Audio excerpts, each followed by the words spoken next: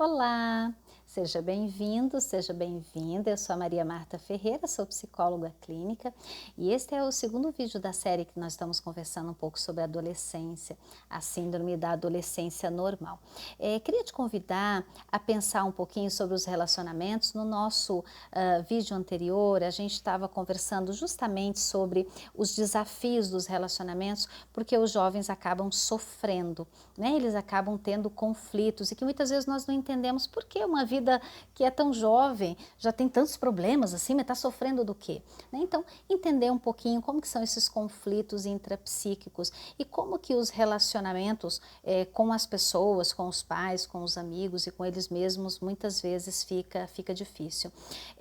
O adolescente é muito intenso, como nós estávamos falando, porque né, você tem ali uma questão hormonal e você tem uma questão psicológica, você tem uma pessoa em busca da sua identidade, tentando se conhecer, conectar com o seu meio, onde a questão do grupo, a questão social ganha uma relevância absurda na vida, seja para aprovação, seja para desenvolvimento, seja para tudo. Esse é um ponto já de conflito, porque os pais falam, puxa, só quer estar com os amigos, só quer falar com os amigos, não fala mais comigo, não quer mais um beijo, não quer mais um abraço, coisas que muitas vezes causam incômodo, né? Porque eles se voltam realmente com uma intensidade muito maior para os amigos, se voltam um pouco para fora, porque isso faz parte da construção do seu eu social, né? E esse eu social devolve também para eles uma necessidade, um entendimento sobre quem eles são, o valor que eles têm para o grupo.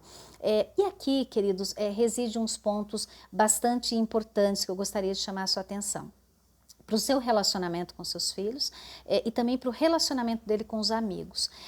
Tem toda aquela questão que a gente muitas vezes fala, né, e faz parte do medo de todos os pais, os relacionamentos dos filhos, namorados, namoradas, parceiros, parceiras, né, a própria questão da descoberta e da questão da orientação sexual, né, assim, como que vai se relacionar consigo próprio em relação à sua sexualidade, como vai se relacionar com os outros em relação à sua sexualidade, né? Como é que vai passar essa informação, como é que vai revelar se tem uma orientação sexual diferente da esperada, da normal, da comum, né? Daquela norma que já é o padrão. Então tudo isso são fatores que interferem muito nas relações e nós muitas vezes sofremos por apreensões e por preocupações que são antecipadas em relação ao que vai acontecer, né? Todos queremos que os nossos filhos se relacionem com pessoas de bem, mas eles sofrem forte influência e também eles influenciam fortemente, né? Há uma tendência muitas vezes da gente falar, mas fulano levou fulano para esse caminho, fulano influenciou assim o assado. É verdade, existe mesmo uma forte influência das pessoas nesta fase, que pode ser o nosso filho influenciando negativamente ou positivamente, e também pode ser o filho do outro influenciando positivo ou negativamente, né? O fato é que há uma necessidade desse jovem, desse adolescente se reconhecer nesse grupo e a importância, a relevância. Então aí a autoestima dos pais tem que estar ok, né? Porque se os pais não estiverem com a sua autoestima ok, entendendo que nesse momento vai desfocar mesmo da importância que eles têm, porque até enquanto você é criança, você é a pessoa mais importante, você é o centro do mundo, você é o eixo do universo, né? Porém, quando as coisas mudam, você já não é tão relevante assim, né? Muitas vezes você é a pessoa que, né, não é a prioridade na vida do seu filho. E se os pais não estiverem ok com relação à sua autoestima, eles ficam muito abalados, porque são pessoas, né, que estão ali cuidando, atendendo, orientando, desenvolvendo, acudindo, fazendo tudo. E de repente eles caem muito no ranking de importância. E é claro que isso para nós é muito difícil como pais. Agora, tem um aspecto importante dentro desse relacionamento que é a conexão, né? Como é que nós podemos estar conectados com os nossos filhos? Tudo aquilo que a gente construiu antes na infância, o tempo juntos, as conversas, a intimidade, às vezes muda a forma, mas não se perde tudo. Mas é natural que nessa volta dos adolescentes para o contexto social, muitas vezes eles se desconectem muito dos pais. E aqui traz uma sensação de muita angústia. Eu não conheço mais meu filho, minha filha, eu não consigo mais mais conexão, parece que ele me odeia, o que eu fiz de tão errado para essa pessoa? E muitas vezes não é um ódio, né? Mas é apenas uma certa oposição no sentido de buscar outras referências para também continuar consolidando, desenvolvendo a sua identidade. Então, isso acaba, e aqueles sentimentos que nós falávamos no vídeo anterior sobre os conflitos internos, né, em relação aos seus medos, aos seus anseios, às suas congestões emocionais, os seus congestionamentos de afeto, tudo aquilo junto e misturado, causa muitas vezes a forma e promove a forma como esse adolescente vai se relacionar. Então é bastante interessante, tantas vezes no namoro, né, os adolescentes podem ter namoros muito intensos e muito passionais, muitas vezes com muito ciúme, com muito controle. Então os pais precisam realmente acompanhar, monitorar, lembrando, né, queridos, que quando os nossos filhos se tornam adolescentes, a gente não consegue mais controlar, porque eles podem mentir, eles podem fazer outras coisas, dizer que vão fazer X e fazer isso, mas nós temos como monitorar.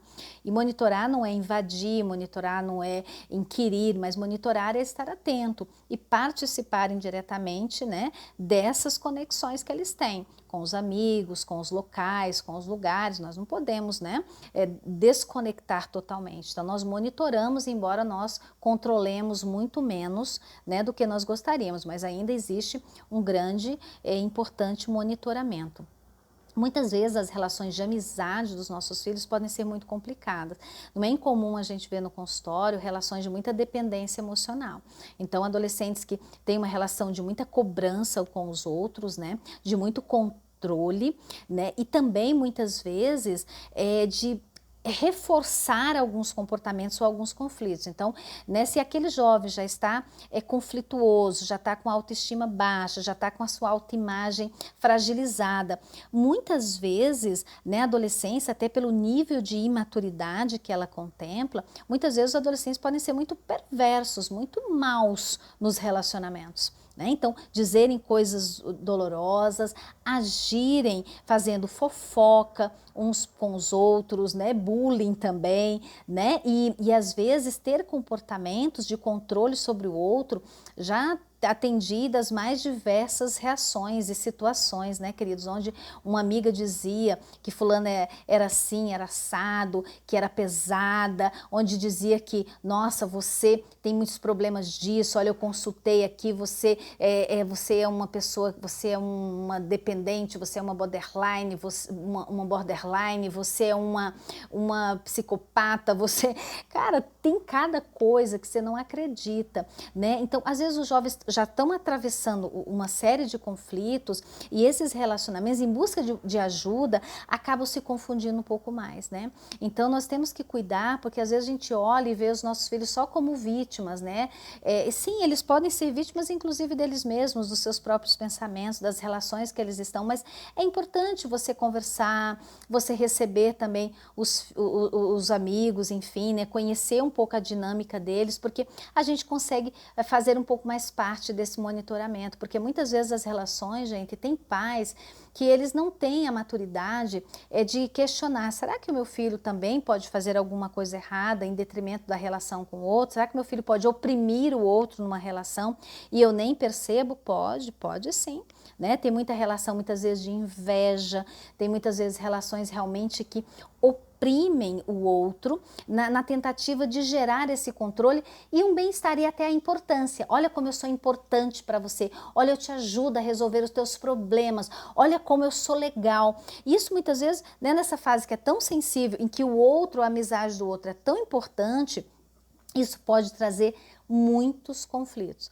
Eu não sei se vocês têm o hábito de conversar às vezes com seus adolescentes e partilhar um pouco das conversas, né, ou dos assuntos que muitas vezes eles travam nas suas relações. Queridos, às vezes são relações muito conflituosas, né, cheias de machucaduras, cheias de manipulação, né, porque há ali um conjunto às vezes explosivo de comportamento causado pela própria imaturidade e que gera grandes sofrimentos. E não é só a gente pensar na questão da né, no sentido de você, o outro ser levado levado para um caminho ruim a partir das relações, porque isso é uma grande questão na adolescência, que é a questão da influência mesmo. E como muitas vezes essas influências são péssimas, né? Que pode ser de ambos os lados, nós não somos só vítimas ou só algozes, né? Então daí a importância, nós temos pontos de conexão com os nossos filhos. O que são esses pontos de conexão? Né? A gente conhecer um pouco do universo deles, o que eles pensam,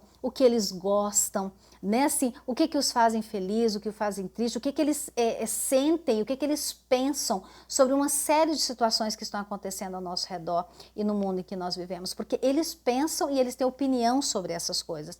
E muitas vezes esses pensamentos, eles são fontes de grandes conflitos. Então, aprender a dialogar, investir na conexão, né, no conhecimento do universo do outro, nos ajuda sim a fortalecer o nosso relacionamento com eles, a deixá-los mais seguros e a gente também se assegurar de que eles estão dentro de uma linha que nós podemos orientar e corrigir também. É claro que mesmo eles não querendo saber de tudo que a gente vai orientar, cabe a nós ouvi-los, cabe a nós instruí-los também e partilhar um pouco mais do universo deles. No nosso terceiro vídeo, eu gostaria de finalizar essa questão, onde a gente, né, pode pensar um pouquinho a respeito do conflito de gerações e como isso muitas vezes interfere e como nós podemos buscar algumas alternativas para nos encaixarmos melhor nesta fase. Um beijo para você, muito obrigada pela sua atenção até aqui, espero que a gente se veja no próximo vídeo. Até lá!